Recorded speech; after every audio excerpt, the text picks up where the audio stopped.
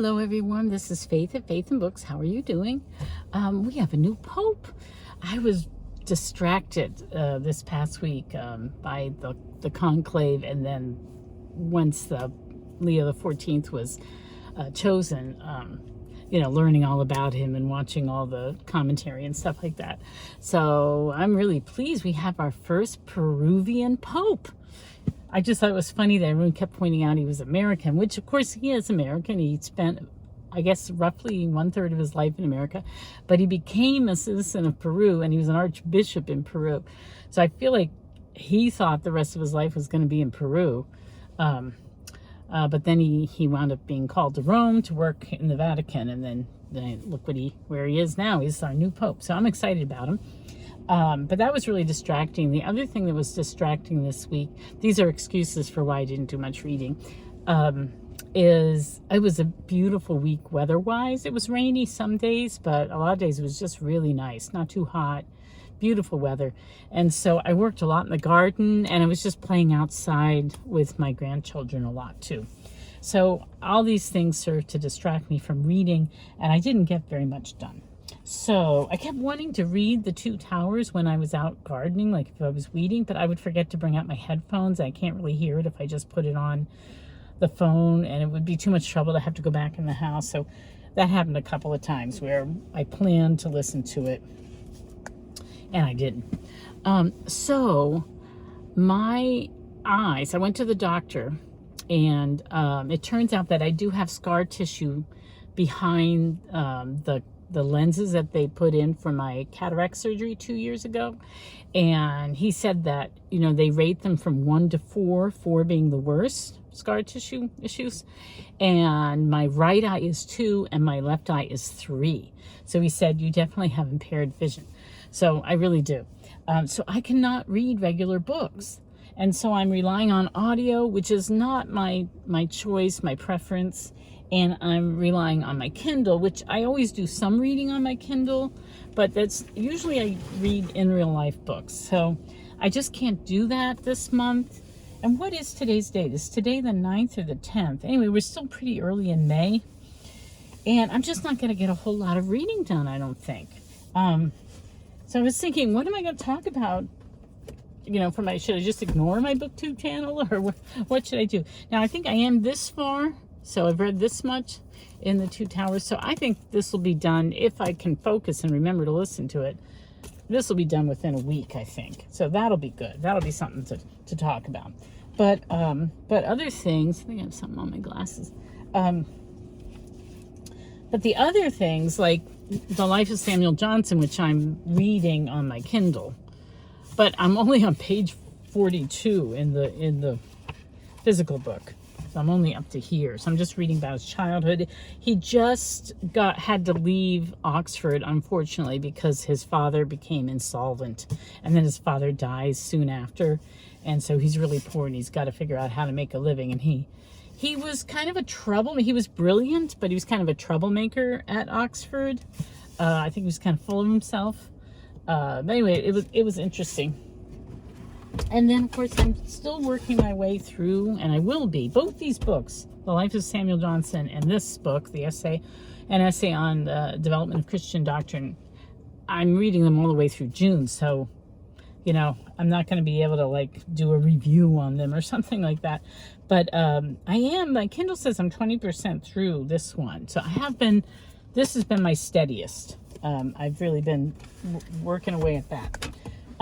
So I thought, what am I going to do for May on my BookTube channel? And I thought what I would do, well, first of all, I think I've been really, really negligent about tags. I think I've been tagged several times and just haven't responded. And so just this week I got tagged. So I think I'm going to at least do that tag in May. Maybe I'll go back and find another tag and try to do that. So I might do a couple of tags in May. But what came to my attention was these book lists. So, and it kind of started with Mitzi at Mitzi Reads and Write, because my video, couple videos ago, when I talked about where I talked about how I approach difficult books, she said that she had come across this in the comment section. She said she'd come across this list by Dr. Peter Kreeft. That's Kreeft. And she was really intrigued by the list. It's 41 books to read before you die, which that's a lot of books to have to read before you die. I don't know about that. But it's a really interesting list.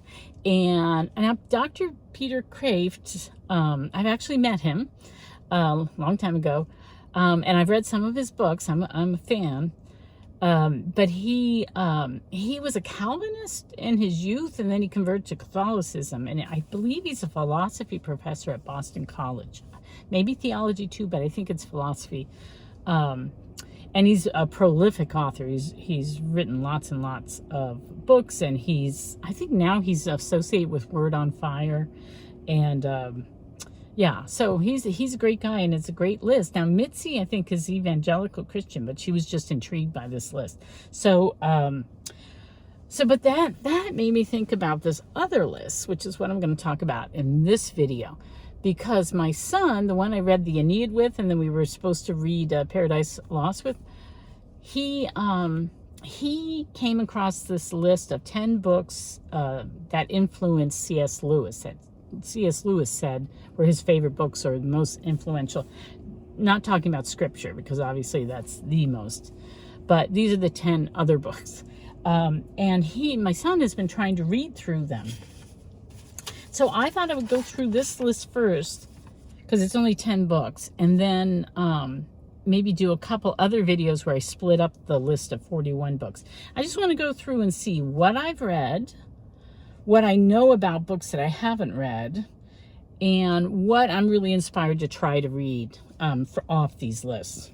So let me do the C.S. Lewis one. I just jotted it down because I've been looking at it on my phone, and then I realized I can't record on my phone and also look at the list. So I wrote it down real quick. So of the 10 books, the first one that's listed is Phantastes by George MacDonald. I think Christy Lewis read this pretty recently, and she was kind of, I don't know, she was wowed by it. I have read, and I meant to bring it, I have this really old edition, beautiful edition that my father read as a child of At the Back of the North Wind. I've read that one a couple of times, and I've read another one out loud to my kids when we were homeschooling my older kids when they were younger. I think it was The Princess and Curdie or something like that. And then I've read his short story called I gotta open the windows, I'm getting hot. Let me open these windows. I don't want people to hear me talking. But anyway, The Light Princess. And that's my favorite. We had it on audio. I listened to it several times. I've read it. And it's just a really charming, funny tale that I really, really enjoyed. And I've come to the conclusion, and this is because I'm halfway through, the second volume of the 3 volumes of Lord of the Rings. Fantasy are like these elongated fairy tales. I find them hard to pay attention to. I don't retain a lot of the detail. I don't know why. I mean, it's a lack in myself, I think, but I don't know. It's hard for me to focus on them, get all the details. And I know that many people have, listened to The Lord of the Rings. And it's not that I don't appreciate Tolkien's writing. I think he writes very well. I think the plot is intriguing. There's all these things going on. It's great. But this is the problem I have with fantasy, I think. It just doesn't stick with me. So I don't remember, even though I know I've read At the Back of the North Wind maybe 3 times, at least 2 times. I have barely any memory of it. I don't remember it. I know I read aloud The Princess and Curdie or Curdie and the Goblin, or one of those. I have no memory of it. The only one I remember is The Light Princess, which is, I think I like my fairy tales short. just tales, not long novels. Anyway, I'm still appreciating Lord of the Rings. It's just that I know I'm not appreciating it in the way that probably my husband would like me to, because he really appreciates. Anyway, so that's Phantastes. I feel like I should give it a go just to keep myself from getting too narrow. Maybe it'll speak to me, but I don't feel like, I have to go out and read this book by George MacDonald. The second book is The Everlasting Man by G.K. Chesterton. And I have read that book, and that book rocked my world. I remember in the very beginning, he says something like, I'm probably paraphrasing, like, the first thing we know about primitive man, or maybe he said prehistoric man, is that he was an artist. Like, we have these conceptions, oh, they must have been so brutal, they must have been so, dragging women around, by their hair and clubbing each other over the head and stuff. But, we have this artwork on these caves, and they were artists. That's what primitive man was. That book, The Everlasting Man, was just, it was like a sea change. It was just, it just blew my mind. It was a really good book. I don't know where it is. I had a copy. It's gone. I think I must have lent it to somebody. Both Everlasting Man and, is it on this one, or is it just no, Orthodoxy was on the other list. That's gone too. I don't know where those books are. Anyway, Everlasting Man. I really, really loved that book, and I would love to reread it. The third one is the Aeneid, which I just, Buddy read last summer, I believe, with my son, and I had read it before. And I'm going to say that, Lewis and Tolkien, they both fought in World War I, and then, like, when they were in their middle age, the early Middle Age, not Middle Ages, but, in their own lifespan, they were in middle age. World War II came along, and I think they have, they have this heroic idea of warfare.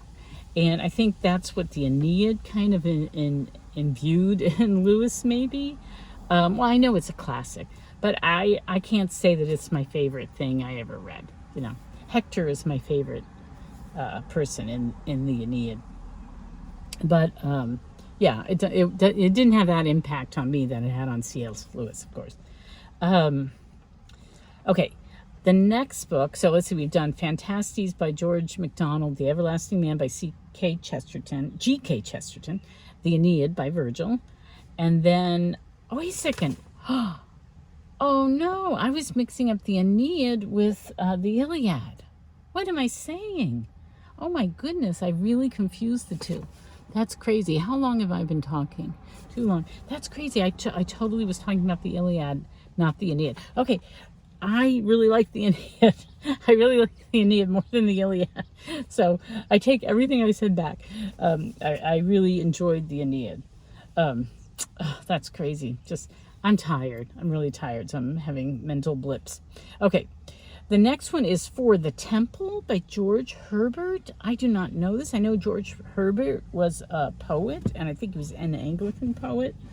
I don't know if The Temple is a long poem or if it's I don't know what it is. So yeah, I'm clueless about that one. Number 5 is The Prelude by Wordsworth. So I had actually never really known about The Prelude, this long poem that Wordsworth wrote that's supposedly very autobiographical. But last Victober, Wordsworth was my poet, and I have a collection of his poetry, and I read some excerpts from The Prelude, and that did intrigue me, and I kind of would like to read The Prelude. There's different lengths to it because he published it at different times. So when he first published it, it was, shorter, and then he kept writing it, and at one point it was like 14 volumes or something. So it turned into a really long poem, but I wouldn't mind trying to read more of The Prelude, or I think that would be an interesting project. Okay, number 6 is The Idea of the Holy by Rudolf Otto. So I feel like when I was in college, we might have read excerpts from this, because I had to take 2 theology classes, one on God, one on man. And I feel like we had to read excerpts from Otto. And I know I've heard him discussed by, say, Bishop Barron and other people talking about religion. So I'm interested in reading that. The next one is The Consolation of Philosophy by Beothius. I've been wanting to read that for so long. I know Christy Lewis also read that one a long time ago. And I've been meaning to read it ever since. I've been meaning to read it for a long time. So I really want to read that.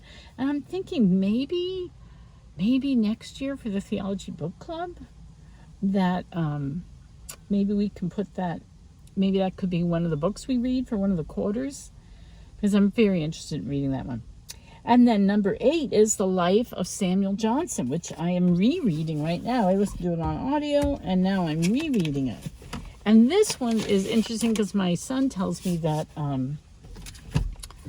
that Lewis said that it was the best book to read while eating. So maybe just have this mental image of C.S. Lewis, making himself a sandwich for lunch and a tall glass of iced tea. Although I don't think the British do iced tea, which they should because it's a good drink. But that would be my idea of a lunch, and then propping the book up, and just reading through The Life of Samuel Johnson. So at least I've got that one. So so far I've read The Everlasting Man, the Aeneid, maybe a little bit of The Idea of the Holy, The Life of Samuel Johnson, and then the 9th book is Descent into Hell by Charles Williams, which I'm really intrigued by. And that's another book that I'm thinking maybe the Theology Book Club would like to do. Maybe one of the quarters. It overlaps with Peter Craif's list, Descent into Hell by Charles Williams. And I don't know anything about Charles Williams, except I think he was considered an inkling. If C.S. Lewis thought it was good and Peter Craif thinks it's good, maybe I want to read it. And then the last one, number 10, is Theism and Humanism by Arthur James Balfour. Is that the same? I feel like there was a Balfour that was maybe a prime minister in the Victorian age. Did he write a book on theism and humanism? That could be an interesting book to read. But really, the Descent into Hell and the Consolation of Philosophy and The Idea of the Holy are the three, and the Prelude. Those are the ones that jump out at me that I would like to read from this list.